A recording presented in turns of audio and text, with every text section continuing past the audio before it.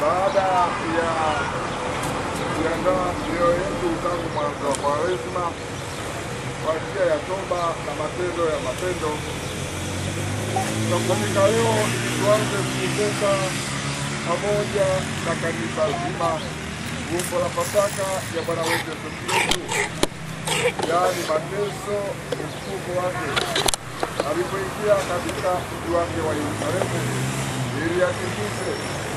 Kwa hiyo tumfuate Bwana wetu tukifanya kwa imani yote na uchaji kumbukumbu ya lile tendo lake lenye kuleta wokovu la kuingia Yerusalemu, ili baada ya kushiriki msalaba kwa neema yake tushiriki pia ufuko wake na uzima wake. Tuombe. Mungu Mwenyezi wa milele, uyatakatifuze matawi haya walioshika wana wako kwa baraka yako, ili sisi tunaomfuata Kristo mfalme kwa shangwe tupate kuifikia Yerusalemu ya milele kwa njia yake anaishi kutawala milele na milele.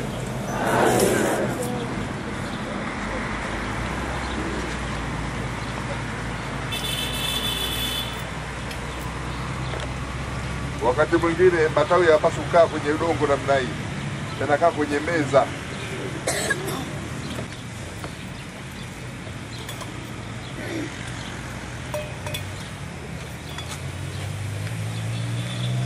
Nyosha juu matawi yako.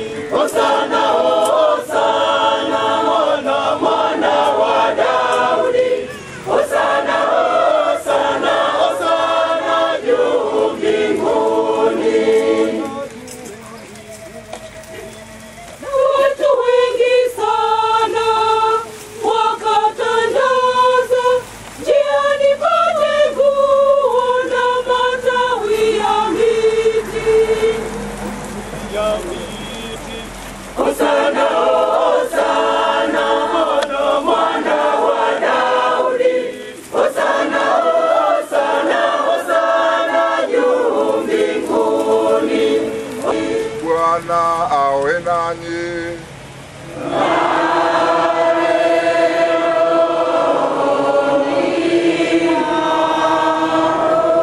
Injili takatifu iliyoandikwa na Luka.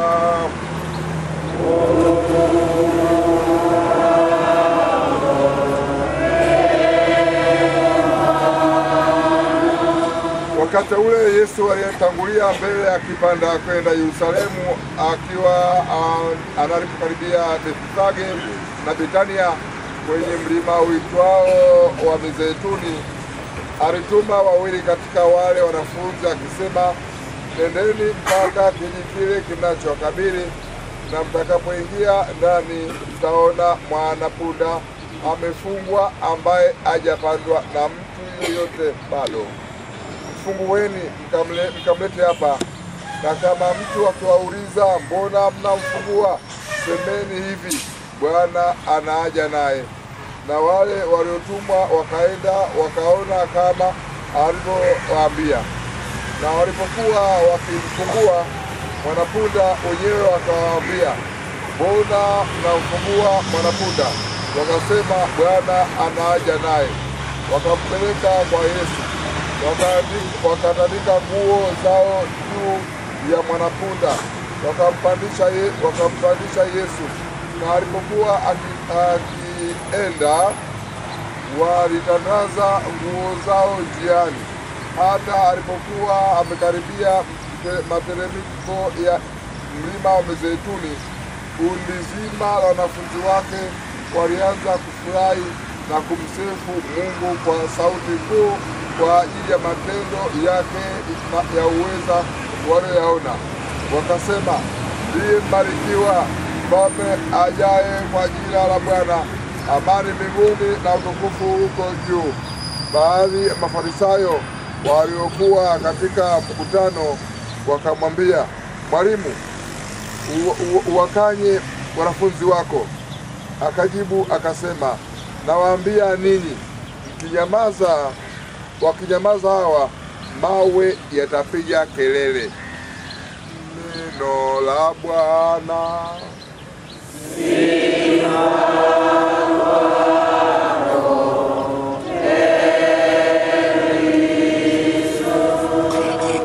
Tumsifu Yesu Kristo. Leo ni sikukuu, ni sherehe ya matawi. Kwa kifupi sana, leo tunaambiwa kwamba, na tunaalikwa na kufundishwa, anayepaswa kuabudiwa, kutukuzwa, kushangiliwa ni Yesu. Ndio maana wenzetu walishika matawi wakatandika na nguo zao ili Yesu aweze kupita katika baba, wakimshangilia kwa matawi na kila kitu. Anayepaswa kushangiliwa, kuabudiwa siku zote ni Yesu. Tashangaa sana kama siku hii kubwa sana ya kumshangilia Yesu kwa makubwa, mazito, maajabu aliyotendea katika maisha yetu, alafu leo unashindwa kumshangilia. Leo unakuwa mnyonge. Leo unashindwa kuhudhuria ibada, inakuwaje?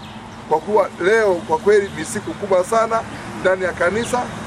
Tunapokumbuka Yesu kuingia Yerusalemu kwa shangwe, kwa vifijo, kila mmoja alijitoa, kila mmoja alionyesha furaha yake.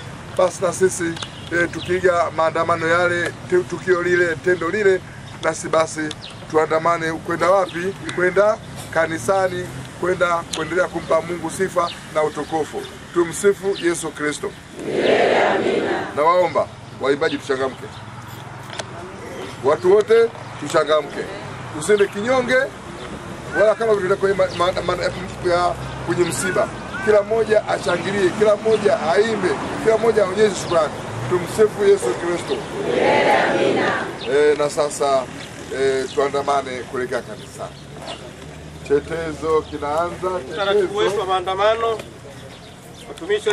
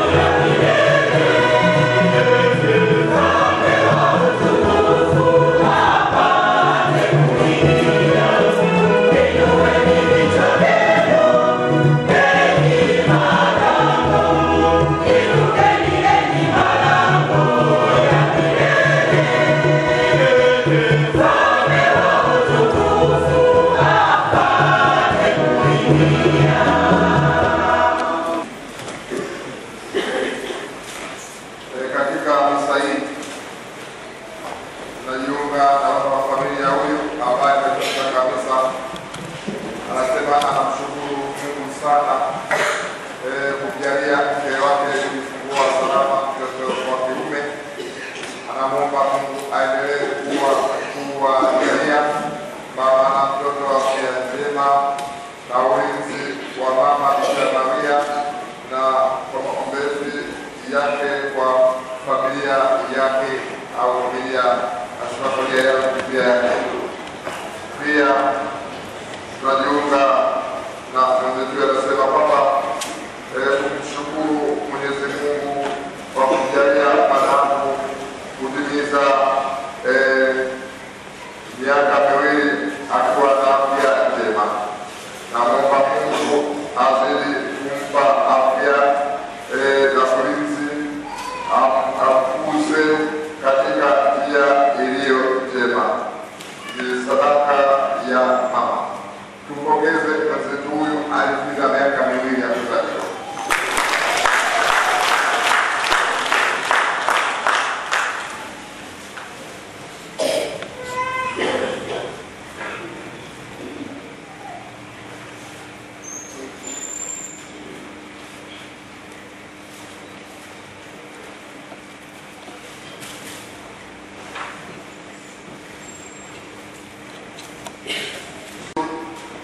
Wetu atwaye mwili kwa kuteswa msalaba kwa ajili ya wanadamu wote, nao wapate kufuata mfano wa unyenyekevu wake, atujalie kwa wema wako tuweze kushika mafundisho ya uvumilivu wake na kustahili kushiriki ufufuo wake, anayeishi na kutawala katika umoja wa Roho Mtakatifu milele na milele.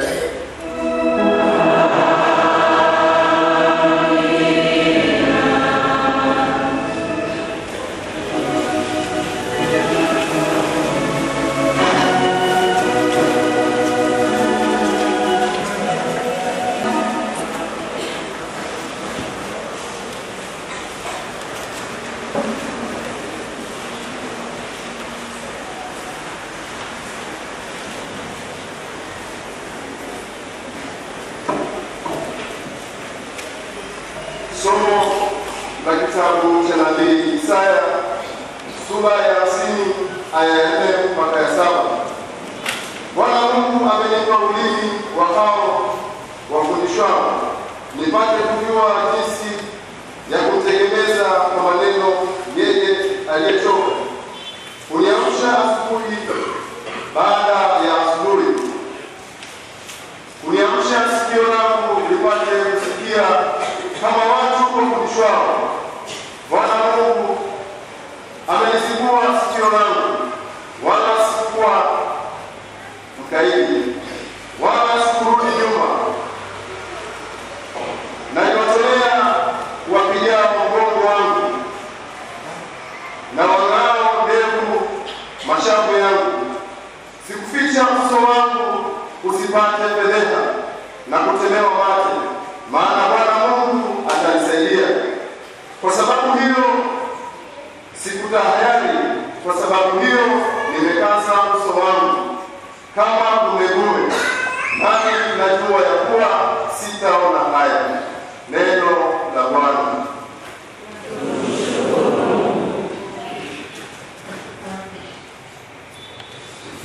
Wow.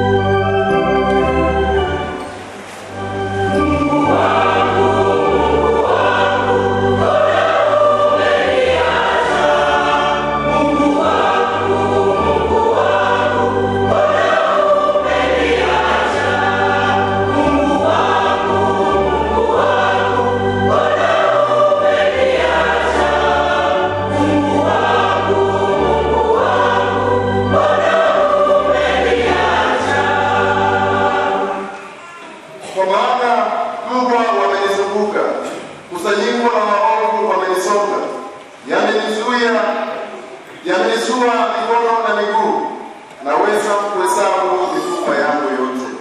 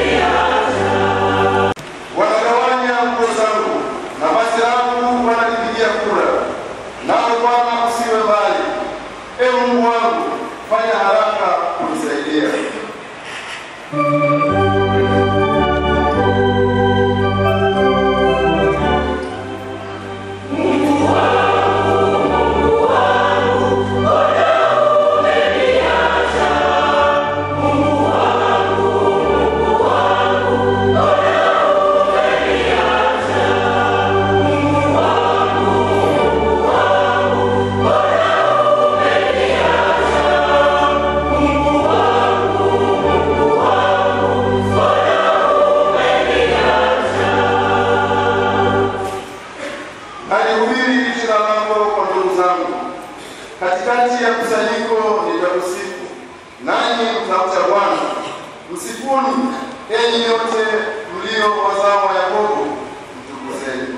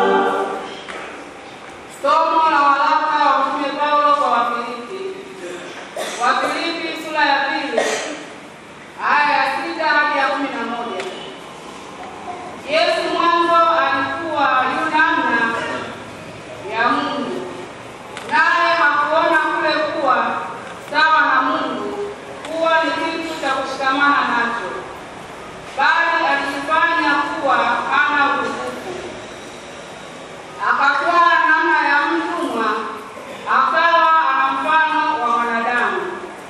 Tena alipoonekana anaumwa kama mwanadamu, alijinyenyekeza akawa mtii hata mauti, naam, mauti ya msalaba.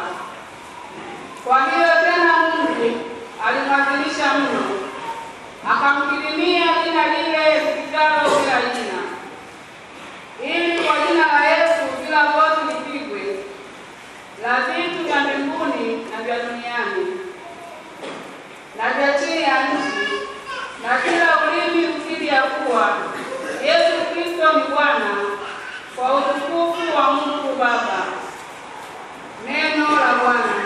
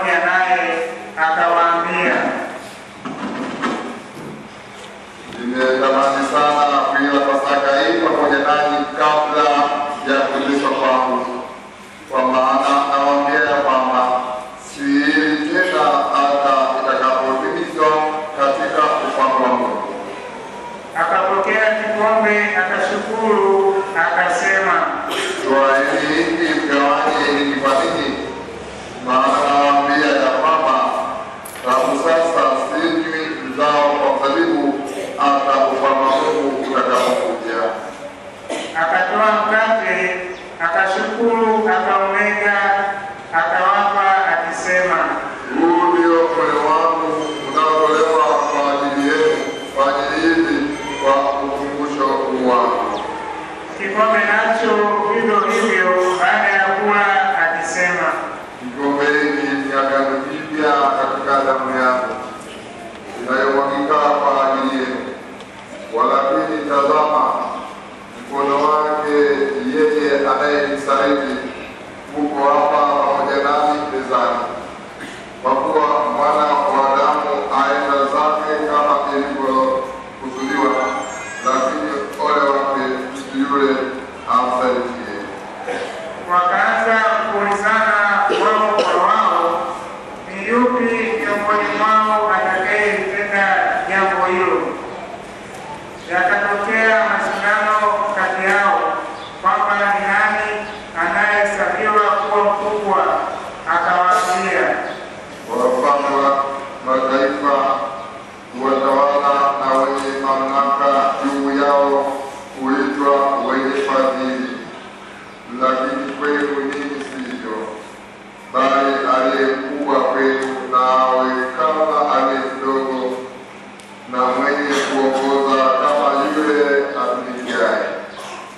Maana aliye mkubwa ni yupi? Yeye aketie chakulani au yule atumikaye? Sio yule aketie chakulani, lakini mimi kati yenu ni kama atumikaye. Nanyi ndinyi mliodumu pamoja nami katika majadilio yangu, nami nimewawekea ninyi ufalme, kama vile Baba yangu alivyoniwekea mimi, mpate kula na kunywa mezani pangu katika ufalme wa Mungu, na kuketi katika viti vya enzi, huku mkiwahukumu kabila 12 za Israeli. akasema, Simoni, tazama, Shetani amewatoka ninyi apate kuwapepeta kama vile ngano, lakini nimekuombea wewe ili imani yako isitike, nawe utakapookoka waimarishe ndugu zako. akamwambia, Bwana, ni wako pamoja nawe, mimi ni tayari kwenda gerezani au hata kifoni. akasema, Nakwambia Petro, jogoo hata weka leo kabla wewe kuja nikana mara 3 ya kuwa unijui. akawauliza, Je, hapo nilipowatuma hamna mfuko wala mkoba wala viatu? Mlipungukiwa na kitu? wakasema, La. akawaambia, Lakini sasa mwenye mfuko na auchukue, na mkoba vivyo hivyo, naye asiye na upanga na auze joho yake akanunue. Kwa kuwa nawaambia, hayo yaliyoandikwa hayanabudi kutimizwa kwangu, ya kuwa alihesabiwa pamoja na wahalifu. Kwa sababu yalipasayo yamo yanao mwisho wake. wakasema, Bwana, tazama, hapa pana panga mbili. akawaambia. Basi Akatoka akaenda mpaka mlima wa Mizeituni, kama ilivyokuwa desturi yake. Wanafunzi wake nao wakafuatana naye. Alipofika mahali pake, aliwaambia, ombeni kwamba msiingie majaribuni. mwenyewe akajitenga nao kama kiasi cha kutupa jiwe, akapiga magoti, akaomba akisema, Baba, ikiwa ni mapenzi yako, uniondolee kikombe hiki, walakini si mapenzi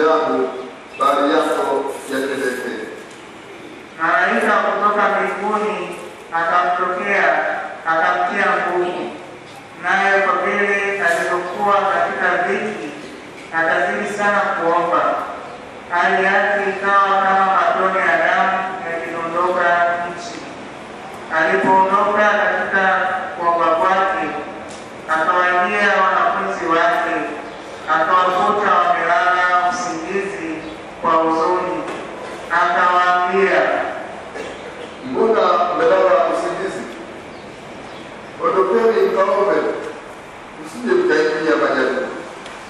Basi alipokuwa katika kusema, tazama, mkutano wa watu na yule aitwaye Yuda, ambaye ni mmoja wa wale thenashara, amewatangulia, akamkaribia Yesu ili kumbusu.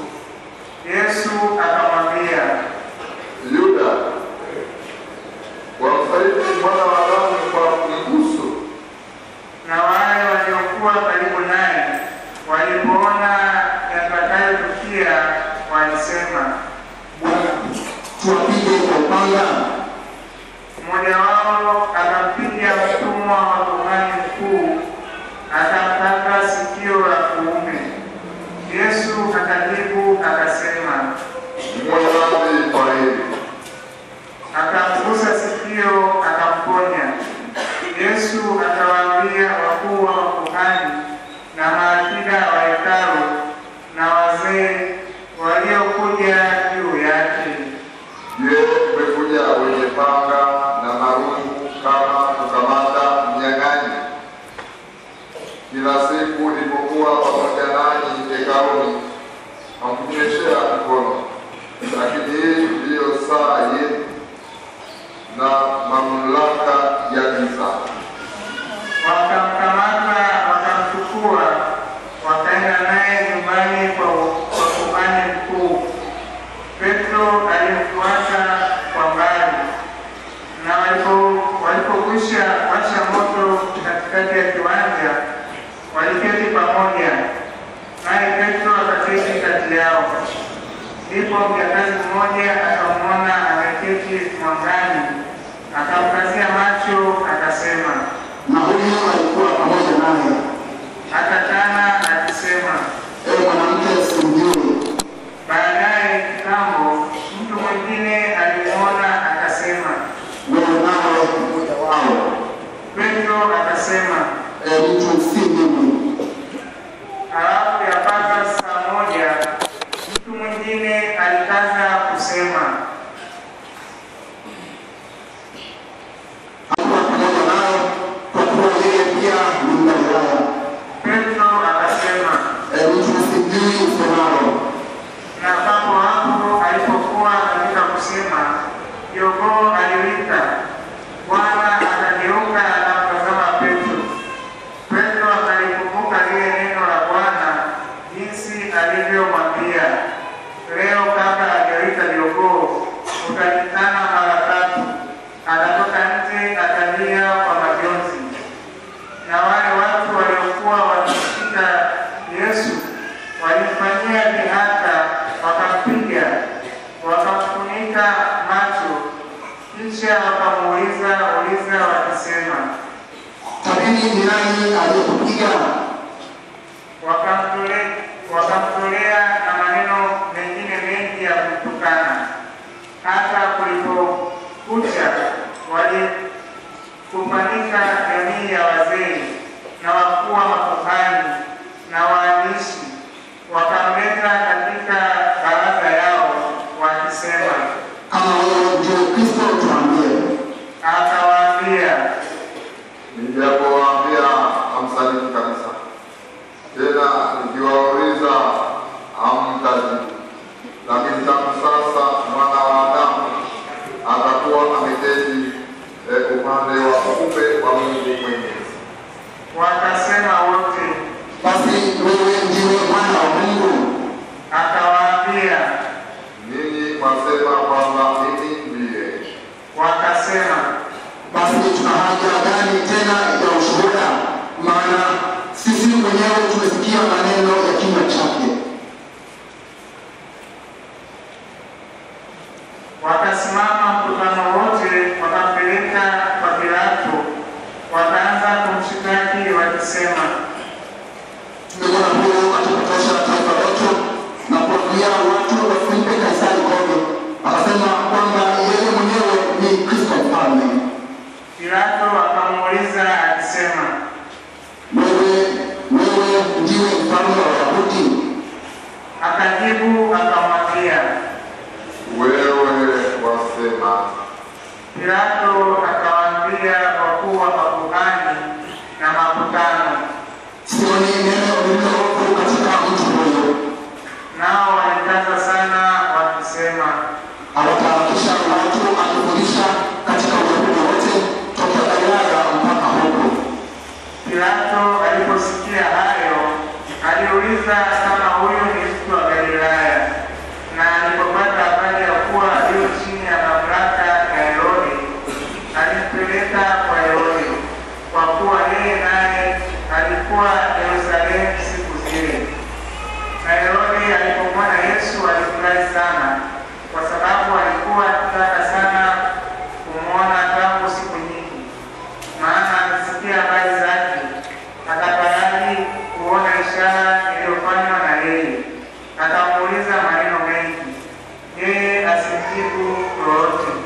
Kwa kuwa makuhani na waandishi wakasimama wakamshitaki kwa nguvu sana, basi Herode akamfanya duni pamoja na askari zake, akamdhihaki na kumvika mavazi mazuri, kisha akamrudisha kwa Pilato.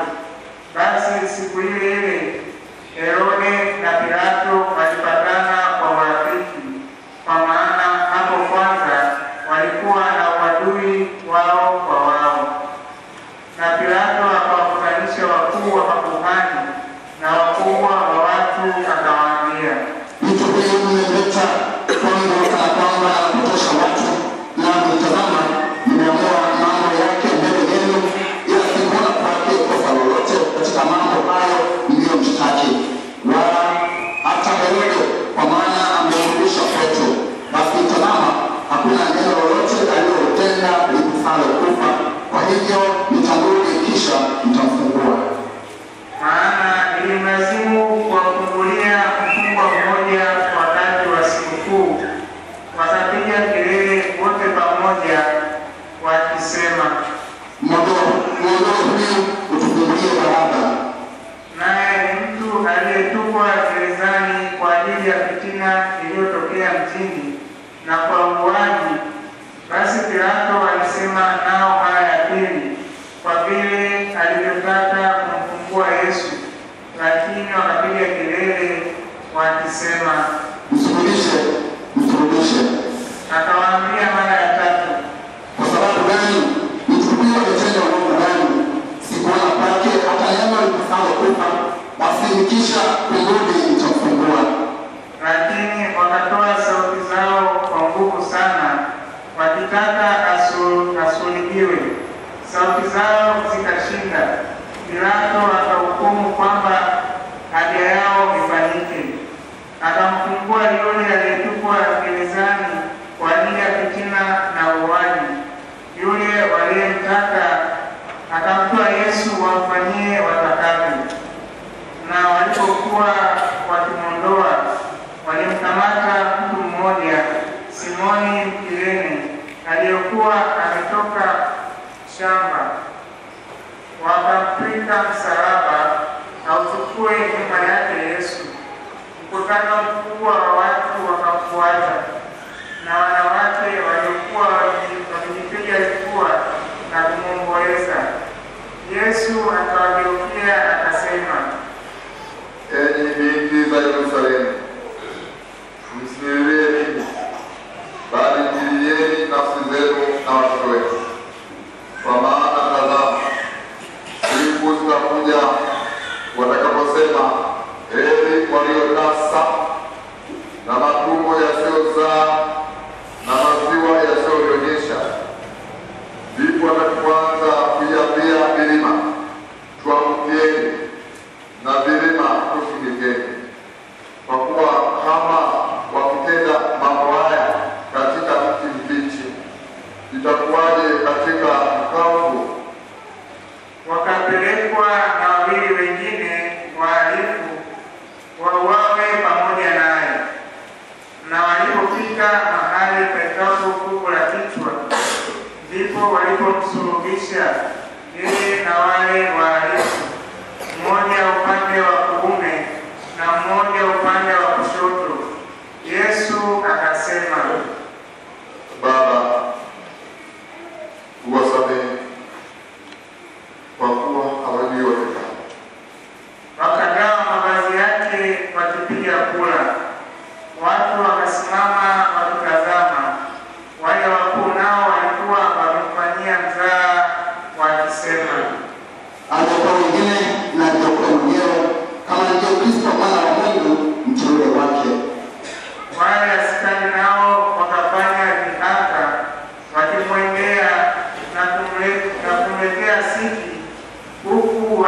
akisema, kama wewe ndiwe mfalme wa Wayahudi, ujiokoe mwenyewe.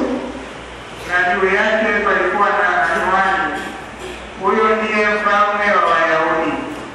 Na mmoja wa wale wavivu waliotungikwa alimtukana akisema, Je, wewe si Kristo? Jiokoe nafsi yako na sisi. Lakini yule wa pili akamjibu akamkemea akisema, Wewe unaogopa hata Mungu, na wewe katika hukumu hiyo, nayo ni haki kwetu sisi, kwa kuwa tunapokea malipo tuliyostahili kwa matendo yetu, bali huyu hakutenda lolote lisilofaa. Kisha akasema, Yesu, nikumbuke utakapoingia katika ufalme wako. Yesu akamwambia, Amen. Amin nakwambia, leo hii utakuwa pamoja nami mbinguni. hapo ilikuwa yapata saa 9, ikawa giza juu ya nchi yote hata saa 9. Jua limepungua nuru yake, pazia la hekalu likapasuka katikati. Yesu akalia kwa sauti kuu akasema,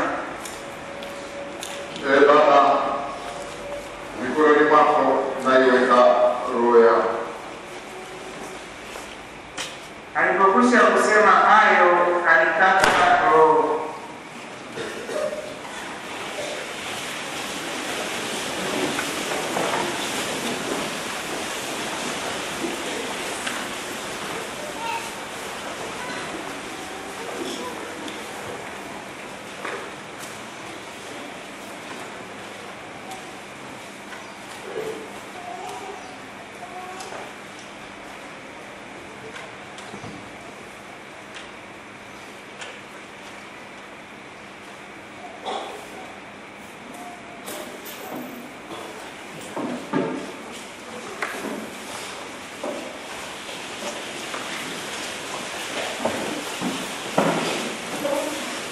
Yule hakika alipoona yaliyotukia, alimtukuza Mungu akisema, Hakika yake mtu huyo alikuwa mwenye haki.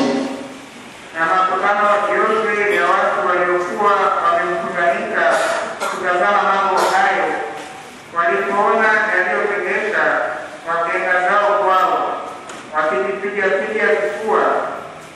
Na wote waliojuana naye na wale wanawake walioandamana naye kutoka Galilaya wakasimama kwa mbali wakitazama mambo hayo. Na tazama, akatokea mtu mmoja jina lake Yusufu, ambaye ni mtu wa baraza, mtu mwema, mwenye haki, wala hakulikubali shauri na tendo lao. Naye ni mtu wa Arimathaya, mji mmoja wa Wayahudi, tena anautazamia ufalme wa Mungu. Mtu huyo alikwenda kwa Pilato, akataka kupewa mwili wa Yesu. Akaushusha, akauzinga sanga ya kitani, akauweka katika kaburi lililochongwa mwambani, ambalo hajalazwa mtu bado ndani yake. Na siku ile ilikuwa siku ya maandalio, na Sabato ikaanza kuingia. Na wale wanawake waliokuja naye kutoka Galilaya walifuata, wakaliona kaburi na jinsi mwili wake ulivyowekwa. Wakarudi wakafanya tayari manukato na marhamu, na siku ya Sabato walistarehe kama ilivyoamriwa.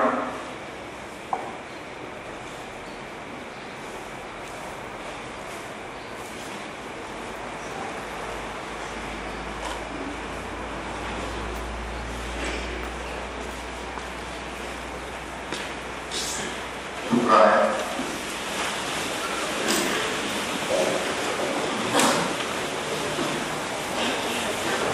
Ndugu zangu, tumsifu Yesu Kristo. Tumsifu Yesu Kristo. Ni siku ambayo inajionyesha yenyewe, inajieleza yenyewe ni siku gani, kwa sababu kila mmoja leo hii ameweza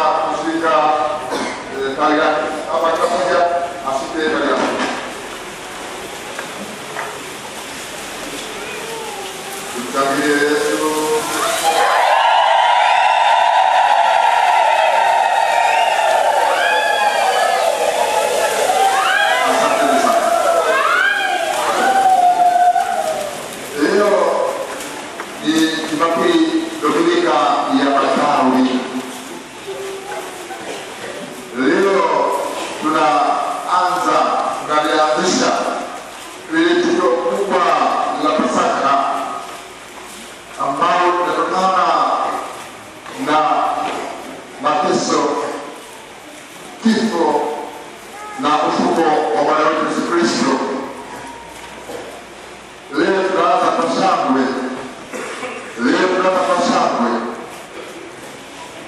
Huyu mwenzetu, huyu baba, huyu kijana ameamua kwa moyo wake wote, kwa akili zake zote kumtii baba yake, kutenda yale yanayopendeza baba yake, pamoja na kujua yote atakayopata safarini mbeleni, lakini bado anajitosa, anaanza safari ya mateso, na ndani ya mateso kuna ufufuko na ushindi ndani mwake. Tunaona wenzetu walichukua matawi ya mti na wengine wakatandika nguo zao, makanga ya matenge, akashika tawi lake, majani yake na jicho chukua nazo kumsifu, kumshangilia Yesu. Yesu anapenda kwenye mapambano, anashangiliwa, na sisi tutangilie Yesu katika mapambano.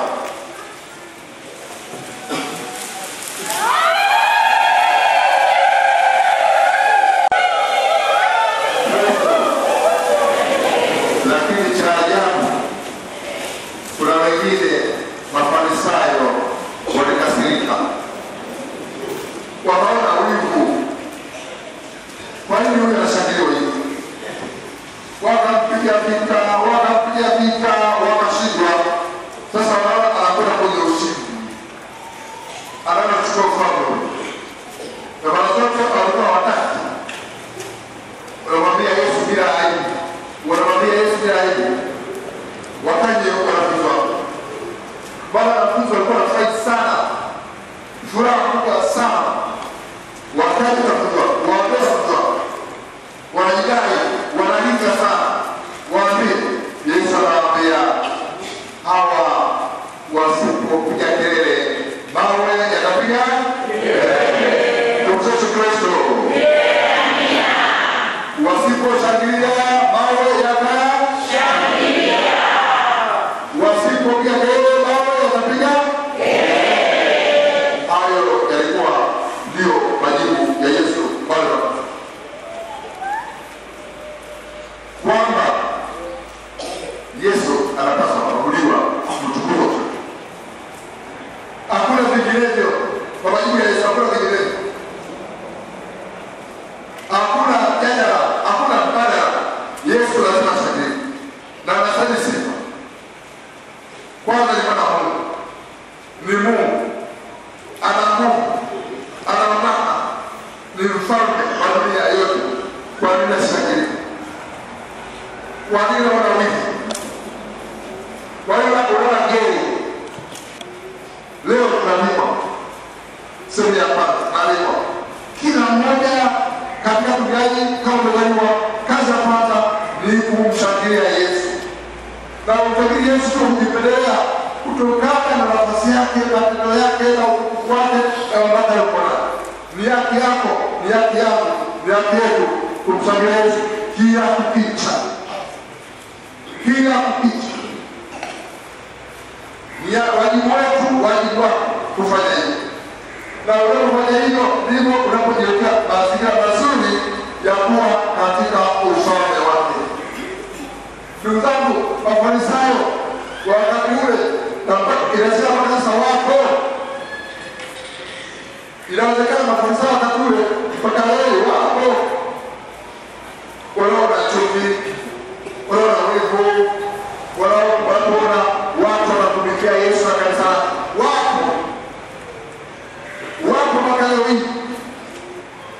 Inawezekana wengine tuko nao hata makanisani, wapo. Wanapoona Yesu anapata sifa, Yesu anatukuzwa, wanapoona kanisa la Yesu linastawi, liendelea mbele, wapo wanaobeza, wanaojitoa, wanaojitolea, wanaosali, wanaoimba, wanaomwabudu Yesu, wapo. Na lakini Yesu jibu la Yesu wao kama wapo, msiposali wewe, mawe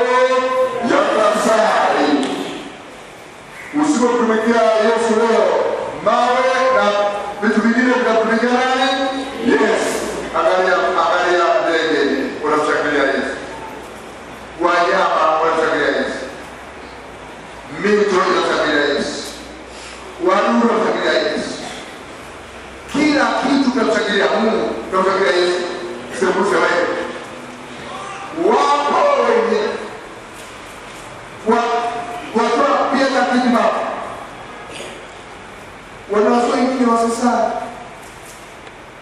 Hakika mimi nawaambia kuna watu wa ajabu katika dunia. Kuna watu wa ajabu katika dunia. Hawaoni, hawajagundua, hawaelewi, hawajaona makubwa aliyopewa Mungu na wanaopewa na wao. Inapita wakati mwanadamu aliyeokoka na Mungu, tena Mkristo aliyebatizwa na kupata ekaristi kwa ibada, anazuia watoto wake wasije kanisani. Wapo kuja kanisani ni kumchangilia kumtukuza Yesu, lakini wapo wazazi, wapo walezi wanawazuia watoto wao, vijana wao wasije kanisani, au kwa kwamba majukumu mengine wakati ibada, au kwa kuwatuma mambo yao wakati ibada, au kingine wanapoonea huruma, wamechoka, wamesoma wiki nzima, leo Jumapili wapumzike nyumbani, wanawazuia watu wasitajirie Yesu. Wako wazazi, wako walezi. Ndio hawa Yesu anakikana mtoto wako wasikosani kufika mpia kanisa itakufa. Halifi. Wewe sio mtoto wako wanapotea, lakini kanisa linaendelea. Wako watakaosali, wako wenye imani, wako wenye dini watasali. Wewe wazuie. Wako wengine na wasaidia tunataka wanaume wanawazuia wake zao wasisali, wanawazuia wake zao wasifanye utume, kana kwamba hawataki wamtumikie Mungu, wanataka watumikie wao, na wenyewe ni wanadamu na Mungu.